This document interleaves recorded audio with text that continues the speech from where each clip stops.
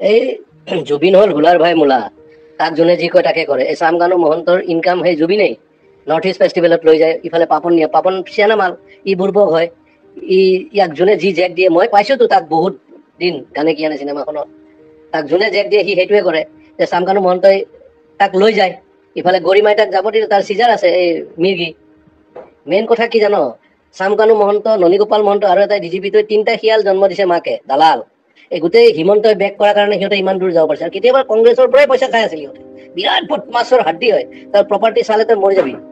সেই সি লৈ যায়, জুবিন গলে অসমত থকা ছিংগাপুৰ চব মানে একদম হাই লেভেল পইচা দি কিনিব, অমুক কৰিব তমুক কৰিব। এই পইচা ইনকামৰ চৰ্চ কিহৰ? নৰ্থ ইষ্ট ফেষ্টিভেল বে। আমি জানো মাঘ বিহু, বহাগ বিহু আৰু কাতি বিহু কিহৰ এইবিলাক?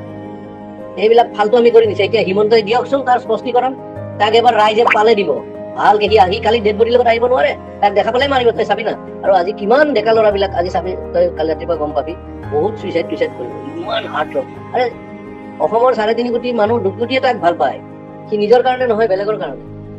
আৰু সেই দালালে তাক মানে কালচাৰেল দালাল বুলি ক'ব লাগে। সিহঁতে তাক মাৰ্কেটিং কৰি পইচা ইনকাম কৰে, তাক অলপ দি এনেই মানে জমাই মেলি মাল চাল খুৱাই মেলি পঠিয়াই দিয়ে। এইটোৱে ধান্দা। এতিয়া গৰিমাক প্ৰেছাৰ দিব সিহঁতে, যে এনেকে কবা তুমি, তেতিয়া তাইতো যোৱা নাই।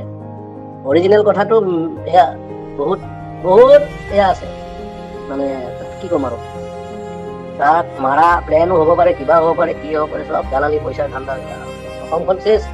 এটা সি অনুষ্ঠান আছিলতো, তাৰ গান এই লাষ্ট চিনেমাখনৰ ভাইমন দাৰ গানটো সি কি চলিত বনাইছে। এই বেমাৰী অৱস্থা, তাৰ পটাছিয়াম কম থাকে, কিবা কম থাকে। এই নেম কেয়াৰৰ ডক্টৰজনে কৈছেতো এনেকুৱা কথা, পানীত যাব নালাগে, তাৰ এয়া আছে, এই চিজাৰ আছে।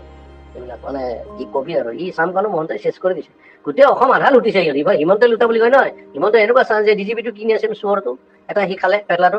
আৰু মাজতো ননীগোপাল মহন্ত সেইটো কি বনাই দিছে। আৰু এইটো ই প্ৰথমতে জিঅ' টিউব দি পেলাই মাৰিলে কোটি কোটি টকা সেই তেতিয়াৰ দিনতে। এয়া হ'ল, কি কবি আৰু, অসমীয়া মানুহৰ দুৰ্ভাগ্য।